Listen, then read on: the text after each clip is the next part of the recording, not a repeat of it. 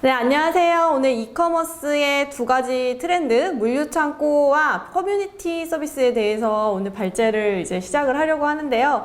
앞서 이제 소개를 받기는 했지만, 저는 현재 11년째 이커머스에서 직접 일을 하고 있는 현직 기획자입니다. 온라인에서는 이제 도그냥이라는 이름으로 뭐 저서 활동도 하고 있고 강의도 만나고 되게 많은 대학생분들도 많이 만나고 있는데요. 오늘 이렇게 초대해 주셔서 너무 재밌고요. 즐겁고 반갑습니다. 네, 오늘 그럼 본격적인 주제로 좀 넘어가 볼게요. 여러분, 이커머스 트렌드에 대해서 생각해 보실 때 아마 이런 생각 드실 때가 있을 거예요. 옛날부터 이커머스 물류센터 다 있었는데 우리 옛날 선배들도 다 물류센터 가서 일했다는데 왜 요새 이렇게 갑자기 투자를 많이 받는 거지? 왜 이렇게 많이 사람들이 관심을 주는 걸까? 그런 생각 드셨을 수 있고요. 그리고 이제 쿠팡, 네이버 이렇게 엄청 큰 회사들이 이미 존재하고 있는데 오늘의 집, 무신사 갑자기 성장하고 있다는데 이거 정말 계속 성장할 수 있는 걸까? 그런 고민도 드실 거예요. 어느 회사 가서 일해야 될까 고민하실 때 이런 생각들 할 수 있을 것 같은데요. 오늘은 이 두 가지 질문에 답변을 드릴 수 있을 만한 저의 이제 이커머스에 대한 내용 설명드리려고 합니다. 네, 내용은 일단 핵심적으로 4가지 준비를 했고요. 이커머스의 핵심 요소인 물류와 배송에 대해서 한번 살펴보고 이커머스가 물류 경쟁력을 가지려는 이유에 대해서 한번 설명드리고요. 이커머스를 선택하는 이유가 되는 커뮤니티에 대해서 설명드리고 이커머스를 지속적으로 존속해 나가기 위해서 이커머스들이 어떤 노력을 하고 있는지 그거에 대해서 설명드리도록 하겠습니다. 이걸 통해서 여러분들 이커머스의 경쟁 환경이나 아니면 이커머스들이 경쟁 요소로 물류와 배송을 계속 거론하고 있는 이유들에 대해서 이해하실 수 있을 거고요. 그런 경쟁 요소 중 하나가 또 커뮤니티라는 것도 이해하실 수 있을 거예요. 네, 그럼 저 바로 넘어가 보겠습니다. 네, 이커머스의 핵심 요소인 물류와 배송. 이 이커머스에서 물류와 배송이 핵심 요소라는 부분에 대해서 어떻게 느껴지실지 모르겠어요. 이제 요새는 쿠팡이나 아니면은 뭐 쿠팡이츠, 배달의 민족, 그다음에 장보기몰들도 굉장히 많으니까 배송에 대한 서비스가 너무나 당연하게 느껴지고 배송을 못하면 오히려 안 되는 거 아닌가? 라는 생각이 드실 수도 있을 것 같은데요. 사실 처음부터 배송이 중요했던 건 아니었습니다. 그리고 물류창고의 개념도 지금 우리가 생각하고 있는 풀필먼트 센터의 형태로 중요해진 것도 그렇게까지 오래되진 않았어요. 이커머스 입장에서 한번 보시게 되면 이커머스라고 하는 곳을 성장시키는 가장 핵심적인 요소는 이 플라잉 휠을 통해서 알아보실 수가 있는데요. 이거 너무 유명하죠. 이제 아마존의 플라잉 휠에서 지금 요걸 설명드리는 거는 찾아보셔도 되는데 네, 제가 굳이 설명드릴 필요 없이 한번 꼭 찾아보시면서 더 공부해 주시면 좋을 것 같고 여기서 이커머스가 성장하고 확대되려면 핵심적으로 잘해야 되는 게 뭐냐라고 하면 이 표에서 3가지를 꼽을 수 있습니다. 첫 번째, 상품의 수가 많아야 돼요. 그걸 저희가 셀렉션이라고 부르고요. 여기 이제 셀렉션이라고 돼 있죠. 그리고 이 셀렉션이 많고 사람들이 계속 셀러도 더 많이 들어오고 그러면 이 성장을 하게 되는데요. 이 성장하는 과정에서 점점 더 많은 셀러들이 경쟁하고 그리고 내부적으로 구조적으로 더 로어 코스트 스트럭처가 생기면서 가격이 더 낮아진다라는 내용을 얘기합니다. 물론 저희는 이것만 들으면 항상 규모의 경제를 떠올리는데요. 이커머스에서 말하는 로어 프라이스는 꼭 규모의 경제만 얘기하진 않아요. 경쟁 자체를 얘기하기도 해요. 많은 셀러가 들어오면 결국엔 저가 경쟁이 일어나기 때문에 여기서 말하는 로어 프라이스는 그 개념도 가지고 있습니다. 그 다음에 마지막 3번째, 이게 커스터머 익스피리언스. 이 부분이 사실은 온라인 서비스이기 때문에 있는 건데요. 사실 물류라고 하는 그런 서비스들은 옛날부터 쭉 있었고요. 사람들은 배송을 받은 적이 있었어요. 오프라인 백화점도 배송 서비스들을 하고 있었고 급하면 이제 담당자한테 얘기하고 집으로 보내주세요를 했었습니다. 근데 그 서비스가 우리는 추가적인 서비스의 개념이었는데 이제는 이 핵심적으로 이커머스를 성장시키는 핵심 키워드의 하나로 들어가게 된 거예요. 그래서 이 커스터머 익스피리언스에 대한 단어를 집중적으로 보실 필요가 있을 것 같은데요. 이 핵심 키워드 세 가지가 그러면은 우리나라 이커머스 역사 속에서 어떻게 이용이 됐을까요? 국내의 이커머스 시대를 PC 시절인 1996년부터 우리나라 현재 2021년까지 쫙 펼쳐서 보면 저는 세 가지 시대로 나눌 수 있다고 생각하는데요. 첫 번째, 오픈마켓의 시대가 있었고요. 그 다음이 가격 비교의 시대, 그리고 이제 쿠팡을 필두로 한 로켓 배송의 시대, 이렇게 세 가지로 나눠볼 수 있습니다. 여기서 하나하나 보시면 우리 앞서 말씀드린 핵심 키워드 세 가지가 보여요. 먼저 셀렉션이라고 하는 거는 상품 수가 급격하게 늘어나야 되는데 이 급격하게 늘어나려고 하면 입점시키는 허들을 낮춰야 돼요. 그럼 입점이 마구 들어오게 하려면 뭐다? 그 이름 자체가 오픈마켓이죠. 그래서 우리나라의 이커머스의 1, 2등은 항상 오픈마켓이 차지했어요. 그 G마켓, 11번가, 옥션이 거의 번갈아 가면서 1등을 해왔고요. 놀랍게도 사실 쿠팡도 오픈마켓이 되기 전까지 1등은 아니었어요. 근데 지금 뭐 1등이라고 불리는 곳들은 일단 상품 수가 엄청나게 많고요. 계속해서 그걸 늘리기 위한 역할들을 해옵니다. 그래서 첫 번째로 일단 처음에 승리의 깃발을 세웠던 곳들은 오픈마켓이었어요. 자, 셀렉션을 가지고 경쟁력을 가져간 거죠. 자, 두 번째, 오픈마켓이 굉장히 늘어나면서 그 안에서도 경쟁 체계가 생기기 시작하는데 이거를 밖에서 바라보고 시대를 바꾼 회사가 하나 있습니다. 네이버죠. 네이버가 이렇게 오픈마켓이 많네? 똑같은 상품이 비슷비슷하게 있네라는 거를 캐치를 하고 그 시점에 이제 트렌드로서 가격 비교라고 하는 서비스를 만들어요. 그러면서 이제 가격 비교가 가격 경쟁, 로어 프라이스에 있어서 정말 이커머스의 레벨을 한 단계 더 높입니다. 제가 이제 오늘은 시간을 짧게 설명드리는 거기 때문에 깊이 말씀드리진 않지만 저희 우리나라의 셀러들은 한 군데만 입점해서 물건을 팔지 않아요. 워낙 비슷비슷한 마켓 셰어를 가지고 있는 이커머스 회사들이 많다 보니까 가능하면 물건을 내가 한 개 갖고 있어도 20군데, 10군데에 입점해서 어디서든 팔리기를 원합니다.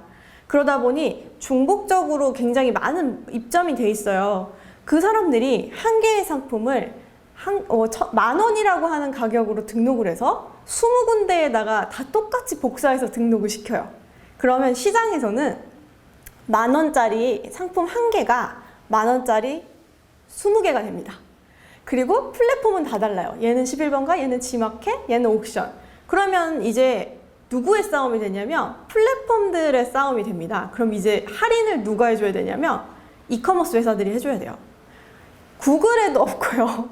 해외 어디에도 없는 가격 비교를 통한 할인 때문에 우리나라 이커머스는 더 많은 적자의 길을 걸어가게 됐기도 하거든요. 이게 되게 특징적인 부분인데 대신에 특히 우리나라 고객은 그래서 10원이라도 싼 곳에서 물건을 사려고 하는 경향도 되게 강합니다. 자, 가격 비교의 시대는 이렇게 완전 이커머스 그리고 셀러들한테 이 적자 경쟁으로 가는 아주 레드오션화하는 길을 가져갔고요. 마지막 세 번째, 이제 이런 것들이 거의 표준화되기 시작하면서 이 지점에서 모바일 서비스가 시작이 되기 시작해요. 모바일 서비스가 시작이 되면서 이제 한동안은 그렇게 뭐 이커머스의 순위가 바뀌진 않았고요. 사람들의 생활이 바뀌는 시간이 한 5년 정도 있었던 것 같아요. 2010년부터 2015년 정도까지 내가 옛날에 PC로 하던 게 다 모바일로 건너가는 시기였어요. 그때 등장했던 게 간편결제. 그리고 모바일에 적합한 UI, UX가 굉장히 표준화되기 시작했어요. 그리고 나서 2015년쯤 됐을 때 이제 드디어 등장합니다.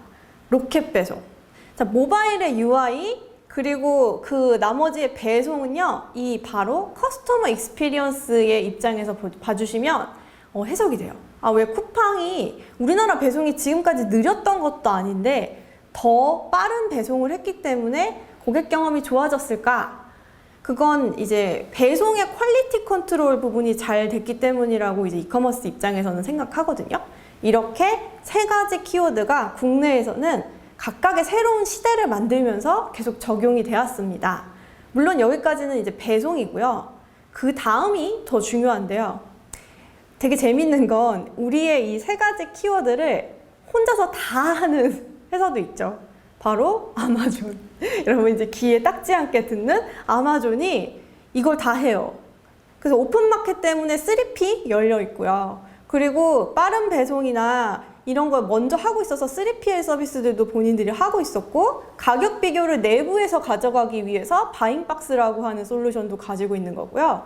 그리고 이제 등장하는 풀필먼트에 대한 개념을 먼저부터 가지고 있었습니다. 그럼 이제 예측이 되시죠? 이 다음에 넥스트 레벨이라고 제가 써놨잖아요.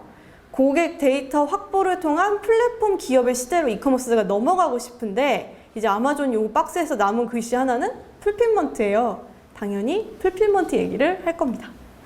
네, 자, 이쯤에서 나올 질문이 그래서 이거죠. 왜 이커머스 고객 경험 개선하는 이 CX를 좋아지게 하는 부분에 물류와 배송이 연관되어 있을까? 이 부분을 이해하시려면 IT 기업의 사고방식을 이해하시면 좋은데, IT 기업의 이커머스사들은요, 뭔가 새로운 것을 만들어서 누군가에게 혁신을 하는 것보다 훨씬 더 중요하게 생각하는 게 있어요. 문제를 해결해서 만든 서비스의 효과를 극대화하는 걸 되게 중요시 하거든요. 저는 이제 프로덕트 매니저로 일을 하고 있는데, 제가 하는 가장 중요한 역할 중 하나가 서비스에 있는 문제를 정의하는 역할이에요. 어떤 문제가 있는지를 정의를 해야 우리가 개발을 해서 해결을 할 건지, 아니면은 뭔가 이거를 도입을 해서 해결을 할 건지를 확인할 수 있어서, 그래서 제가 문제를 정의하는 역할을 주로 합니다. 이제부터 말씀드리는 물류 경쟁력이라고 하는 게 이커머스사의 경쟁력이 된 이유도 이커머스사가 가지고 있던 문제점을 해결해 줬기 때문이라고 할 수 있어요. 이거 먼저 설명드렸구나, 제가. 네, 잘 나가는 IT 회사의 생각 방법은 서비스의 문제를 해결을 해서 프로덕트 가치를 극대화하는 것에 있습니다. 자, 그럼 문제점을 좀 보실게요. 저희가 모바일까지 왔을 때도 해결을 못한 문제점들이 있었어요. 초기에 물류하고 배송해야겠다라고 고민했던 가장 큰 포인트는 저희가 라스트 마일이라고 부르는 물건이 발송이 딱 되고 나서 고객의 손에 딱 도착하는 시기까지, 그때에 대한 부분들인데, 기존엔 배송 퀄리티에 대한 부분이 아무도 컨트롤을 할 수가 없었습니다. 제가 이건 좀 여담인데, 제가 최근에 책을 냈어요. 근데 그 책이 어떤 특정 서점에서 별점이 1개인 거예요. 그래서 세상에 하고서 들어가서 깜짝 놀래가지고 후기를 딱 봤는데, 제가 배송 오늘까지라고 생각했는데 토요일 날 온다고 해서 하고 열받아서 별점 1개 테러를 한 거죠. 자, 저는 이제 셀러이자 제가 저자잖아요? 저자 입장에서는 어떤 기분이 드냐면, 이거 내 죄가 아닌데 별점 1개가 된 거예요. 이게 이커머스가 느꼈던 라스트 마일의 문제점이었습니다. 우리가 잘 아시죠? 택배가 얼마나 다단계 구조로 돼 있어요. 우리가 아무리 좋은 택배사에 맡겨도 마지막에 배송해주는 택배 아저씨가 얼마나 좋은 퀄리티로 해주실지 우리는 몰라요. 그리고 이커머스의 CS 센터에 오는 질문의 거의 한 60%는 제 물건 언제 와요? 거든요. 그래서 이커머스는 이걸 해결하고 싶었고요. 다만 너무 돈이 많이 들어서 아무도 못하고 있을 때, 이해타산이 안 맞아서 못할 때 그냥 쿠팡이 저질렀습니다. 그냥 우리가 직접 배송하고 대신에 언제 도착할지 예상할 수 있게 해주고, 도착하는 그 과정에서 고객이랑 컨택하는 지점에 굉장히 친절한 서비스들을 제공을 해주면서 배송 퀄리티 불만에 대한 부분을 확 낮춰줬어요. 그리고 또 있어요. 이제 라스트 마일에서 문제점 중에 하나가, 최근에 어떤 분이 칼로리 바란스 24개를 쿠팡에서 샀는데 택배 상자 24개로 와서 되게 불만의 글이 SNS에 많이 퍼졌는데요. 빠른 배송도 되게 중요한데, 어떤 경우에는 핫배송을 하기를 원하는 경우들이 있습니다. 근데 핫배송을 여러 개의 판매자들이 다 각자 보내게 되면 못해요. 근데 일부 장보기몰이나 이런 데서는 핫배송을 해주는 경우가 있죠. 오아시스 같은 경우가 굉장히 잘해주고 있고요. 핫배송을 중요시할 만한 카테고리에서 그걸 할 수 있으려면 공간이나 아니면 그게 물건이 쌓여있는 곳이 필수적으로 필요할 수밖에 없습니다. 물론 모든 상품의 핫배송이 중요한 건 아니에요. 네, 그래서 이런 라스트 마일의 문제들이 되게 크게 떠오르고 있었고, 그래, 물류를 해보자. 그러면 해소가 되겠지. 라고 하는 생각이 처음에 있었는데요. 이거를 하다 보니까, 이거 잘하면 이커머스가 가지고 있는 근본적인 문제들도 해결할 수 있겠는데? 라는 생각이 들기 시작합니다. 그래서 요즘엔 라스트 마일에서 미들 마일로 이제 풀필먼트의 중요성이 건너가고 있다라고 저희는 표현해요. 그래서 이커머스에서 가장 큰 문제가 뭐였냐면요. 아까 셀러가 20개에다가 같은 상품을 등록한다고 했잖아요. 그 말인즉슨 그 어디에도 저가 상품을 공급하지 않는다는 뜻이기도 해요. 그냥 다 똑같은 가치를 줘버리니까 우리 그 세 가지 경쟁력 중에 셀렉션, 로어 프라이스, 여기서 나만의 경쟁력을 갖출 수가 없는 거예요. 근데 우리가 아예 물류창고에다 상품을 딱 들여다 놓으면 일단 재고가 확보돼 있으니까 뭐 물건을 주문했는데 미안합니다, 취소합니다 하는 일도 없을 거고, 그리고 만약에 재고를 딱 쥐고 있는 상태에서 가격을 셀러가 막 임의로 조정하려고 하는 걸 컨트롤할 수도 있어요. 이런 게 불가능할 것 같지만 2020년 초반에 마스크 대란이 일어났을 때 쿠팡이 이렇게 합니다. 오늘 쿠팡 예시 너무 많이 나오죠? 네, 이게 코로나 초창기에 마스크 주문 대란이 터졌을 때 사람들이 마스크를 그때 막 가격을 막 10배도 띄우고 그랬었는데, 그때 이미 물류창고에 재고를 많이 확보하고 있는 상황에서 우리는 가격 그렇게 못 팔게 하겠다라고 선언을 했죠. 그래서 굉장히 많은 환호를 받았는데요. 이걸 할 수 있으려면, 그 마스크 대란 중에 마스크를 확보할 수 있으려면 일단 물류창고에 쌓아놓는 게 굉장히 큰 메리트를 가져간다라는 걸 이때 많이 깨달았어요. 그리고 또 하나 있습니다. 저희가 요새 대학생들이 이커머스에 취직할 때 포트폴리오나 제안 아이디어로 제일 많이 가지고 오는 게 뭐냐면 추천 서비스예요. 기승전 추천. 그러니까 뭘 하든 갑자기 마지막에 추천한다로 끝나요. 근데 추천을 하고 싶은데 추천을 잘 못하는 가장 큰 이유가 뭐냐면 저희가 이커머스가 가지고 있는 상품 정보가 생각보다 부족합니다.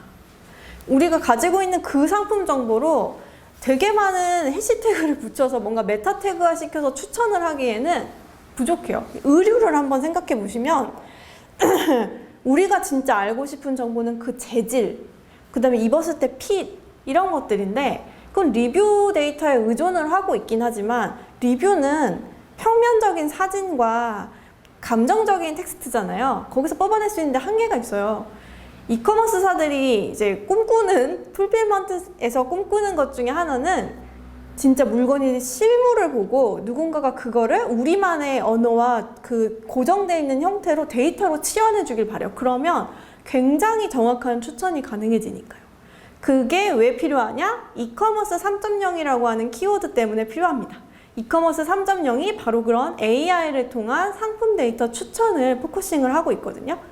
실제로 네이버나 쿠팡에서는 상품에 대한 정보만 등록하는 사람이 200명 정도가 있어요. 물론 그 사람들은 실물을 보지는 않는데요. 지금 정도의 추천 서비스를 하려고 해도 굉장히 많은 데이터를 수집해야 되는데, 이제 앞으로 다 물류센터를 갖추고 우리만의 풀필먼트 센터를 갖추면 거기서 진짜 실물에 대한 정보를 수집할 수 있을 거다라는 희망을 가지고 있습니다. 그 다음에 세 번째, 돈을 벌려면요 오픈마켓이 중요하긴 한데 직매입을 할 필요가 있어요. 요거는 좀 더 이커머스에 대해서 많이 알아보시면 이익구조에 대한 부분인데, 직매입을 한다는 건 싸게 사서 비싸게 팔 수 있다는 뜻이고요. 중개거래를 하는 오픈마켓은 얼마에 됐든 그 결제한 가격의 일정 부분만 자기가 받기 때문에 그 단가도 되게 낮지만 비중도 이게 한 15% 내외라서 무조건 이익이 적어요. 근데 직매입이 위험한 이유는 안 팔리면은 이제 거기에 대한 재고 부담이나 우리 창고 비용까지 다 우리 부담인 게 문제이긴 하거든요. 그러면 가장 이익을 극대화할 수 있는 게 뭘까요?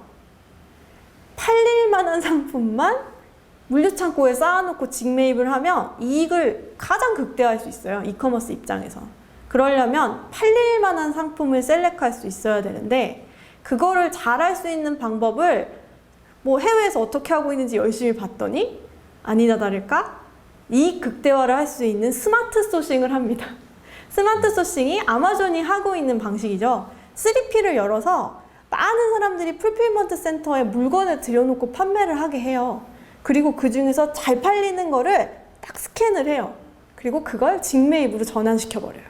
그러면 이제 우리가 이제 이런 얘기를 보면 아유 아마존 양아치 이렇게 생각하겠지만 이커머스 입장에서는 그렇게 스마트한 일이 없는 거죠. 모두가 꿈꾸는. 그럼 그걸 하려면 뭐가 있어야 된다? 일단 제품에 대한 정보와 제품 자체가 잘 팔리는 이유를 우리가 알 수 있어야 되고 진짜 물건이 빠져나가는 속도 같은 것들을 알 수 있어야 돼요. 그래야 스마트 소싱을 할 수 있으니까. 그래서 우리도 풀필먼트 센터를 만들고 싶다라는 생각들을 하게 되는 거죠.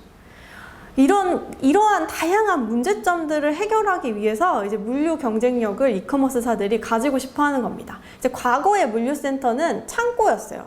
물건을 쌓아두고 이제 진짜 매입한 상품을 쌓아놓기 위한 전략이었고, 그렇게 할 때는 다 이제 매입을 기준으로 하면 셀렉션에서 부족하니까 이건 결국엔 경쟁력이 없었던 거고요. 지금은 저희가 풀필먼트 센터를 하면서 3P의 상품도 가져다 놓고 이런 다양한 문제점들도 해소하기 위한 방법으로 생각을 하고 있습니다. 네, 이제 이해가 좀 되시죠? 네, 이런 기준에서 저희는 이커머스에서는 물류센터를 가지려고 하고요. 자, 이제 두 번째 트렌드로 넘어가 보겠습니다. 이커머스를 선택하는 이유에 대해서 좀 생각해 보면 좋을 것 같아요. 아까까지는 진짜 다 비슷비슷한 상태에서 어떻게 하면은 좀 더 나에게 확보된 경쟁력을 키울까에 대한 부분이었다면, 비슷비슷한 상태에서 도대체 무엇 때문에 선택받는가에 대한 문제도 저희는 가지고 있어요. 지금 쿠팡이랑 뭐 네이버가 엄청 치고 나간다고 해도 그들의 그 마켓쉐어가 50% 되고 이러지 않거든요. 20%대예요. 이 무한 경쟁은 여전히 지속되고 있기 때문에 이커머스의 한 축의 또 다른 고민은 어떻게 해야 이들이 계속 방문하게 할 것이냐에 있습니다. 요즘에 한 몇 년간의 트렌드를 보시게 되면 신흥 강자들이 출연을 하고 있는데, 이게 배민이라던가 무신사, 그리고 지그재그, 스타일쉐어 같은 저희가 보통 버티컬 서비스라고 하는 영역들이 많이 성장을 했어요. 그리고 2020년이 되면은 코로나 시기 때문에 오늘의 집, 뭐 오아시스, 마켓컬리, 당근마켓 이런 곳들이 더 성장합니다. 여기엔 특징이 있어요. 여기서 판매하는 모든 상품, 쿠팡이나 G마켓에 다 있어요. 그리고 배민에서 판매하는 것조차도 사실 G마켓 메인에 들어간 배달, 음식 배달까지 있어요. 그런데 왜 이 앱들이 성장하는가? 그거는 네이버의 검색 점유율 하락을 보시면 좀 힌트가 됩니다. 네이버가 엄청난 검색 트래픽을 가지고 있던 회사인데, 10대들은 이제 지식 검색은 유튜브에서 하고, 맛집 검색은 인스타그램에서 하고요. 그리고 일반 검색은 그나마 구글에서 합니다. 이제 네이버의 검색 점유율이 점점 떨어지고 있어서 네이버가 2018년에 네이버 10.0이라고 아예 UI 개편도 하고 계속 지속적으로 10대들을 끌어들이기 위한 노력들을 많이 하고 있어요. 이렇게 된 이유, 저는 이제 종합 카테고리의 저주라고 하는데요. 제가 이제 사이트를 만드는 입장에서는 너무 많은 카테고리를 다루면 한 가지에 되게 집중하지 못해요. 그래서 하나의 페이지, 검색 페이지 하나만 놓고 봐도 화장품, 의류, 뭐 대형 가전 있으면 특징이 완전히 다른데, 이거를 다 맞춰서 UI 하나에서 소화하기가 상당히 힘듭니다. 그리고 처음에 메인으로 딱 진입한 이 사람이 무엇 때문에 왔는지를 처음부터 예상할 수가 없어요. 근데 버티컬 서비스들이 가능한 그 핵심적인 부분에는 무엇이 있냐면, 무엇 때문에 왔다가 되게 명확해요. 그 카테고리와 범주가 정확하기 때문에. 그걸 저희가 요즘에 되게 많은 스타트업 씬에서 이야기하고 있는 대표적인 이론이 잡 투 비 던이라고 해서 잡 이론을 얘기합니다. 그래서 특정한 앱을 사용을 할 때 어떤 사용자의 컨텍스트가 있어요. 그 사람의 상황 속에서 그 뭔가 문제가 있기 때문에 앱을 실행을 해야 되는데, 가장 잘 해결해 줄 수 있는 앱을 선택한다는 거예요. 첫 번째 앱이 되지 않으면 두 번째 앱은 선택하지 않아요. 이커머스 앱이 이 폰에서 한번 보시면 굉장히 여러 개 있는데, 그 앱들마다 사용하시는 경우 자체가 다를 거예요. 심지어 쿠팡이츠랑 배달의 민족도 서로 다른 상황에서 쓰세요. 네, 너무 배고파, 당장 30분 내에 먹어야 돼 할 때는 배민 생각도 안 하고 일단 쿠팡이츠를 누르시고, 그 다음에 내가 이제 배달의 민족에 원래 단골집도 있고요. 그리고 거기에 이미 관계가 많이 형성돼 있잖아요. 그거 리뷰도 많이 보고 싶고 그럼 배달의 민족에 갑니다. 뭔가 머릿속에서 해결해야 되는 문제의 구체성에 따라서 선택해야 되는 앱이 달라지는 거예요. 그거의 관점에서 보신다고 하면 카테고리의 중요성을 다시 할게요. 그 관점에서 보신다고 하면 커뮤니티의 중요성을 예상해 보실 수 있을 텐데요. 지금 보여드리는 이 표는 현재 무신사에서 근무하시고 있는 김현수 상무님이 2014년에 온라인을 기고하셨던 건데, 제가 이제 이커머스에서 일하면서 초창기 이커머스를 왜 선택하는가에 대해서 이거만큼 잘 표현한 게 없어서 제가 항상 보여드리는 표예요. 보시면 안쪽에 있는 정보가 바깥쪽에 있는 것보다 훨씬 중요합니다. 듣보잡 사이트와 굉장히 괜찮은 사이트가 있으면 듣보잡 선택 안 하고, 왜냐면 내 돈 떼먹힐까 봐. 그게 신뢰. 그 다음에 더 싼 가격, 10원이라도 싼 데에 가고요. 그래도 이게 가격까지 다 똑같다. 그러면 상품이 있는 곳에 가겠죠. 그리고 이것까지 다 똑같다. 배송이 빠른 곳에 가고요. 배송까지도 다 비슷하다. 그럼 반품이 무료로 되는 데 갈 거고, 이것까지도 다 똑같다. 그러면 내가 포인트 쓸 수 있는 데를 가고요. 포인트 쓸 수 있는 데까지도 나 포인트 없어 하고 다 똑같다. 그러면 내가 샀을 때 리워드 잘 되는 마일리지 잘 쓰이는 데 가고, 이것까지도 다 똑같으면 클릭 2번 만에 주문할 수 있는 데를 가고요. 이것까지도 다 똑같으면 내가 그냥 좋아하는 데를 간다고 표현을 합니다. 이렇게 안쪽에서부터 바깥쪽으로까지 점점 선택의 기준이 바뀌는 거예요. 근데 지금 이거를 다 해체하는 게 바로 커뮤니티예요. 자, 이커머스 역사에서 구매 패턴의 변화를 쭉 보시게 되면 처음에는 사이트를 직접 접속을 해서 사용을 했었는데, 어느 순간 블로거나 아니면 뽐뿌와 같은 사이트에서 정보를 수집을 하고 가격 비교를 통해 철저히 검색을 했던 시절이 있었고요. 그 다음에는 뭔가 구매를 쟁여놓는, 핫딜이 뜨면 무조건 사고 보는 시절이 또 있었고, 그 다음 시기로 넘어가면 온오프라인에서 상품을 발견한 뒤에 거기서 후기를 엄청나게 많이 파헤쳐서 충분히 정보를 얻은 뒤 내가 이걸 온라인에서 살지 오프라인에서 살지 어디서 살지를 정하던 시절이 있었고, 그 다음으로 넘어가면은 이제 그냥 지나가다가 내가 놀고 있던 데서 광고가 뜨면 사는 시절이 있었어요. 이게 저희가 믿거페라고, 페이스북 광고는 이제 믿고 거른다라는 그런 단어가 있잖아요.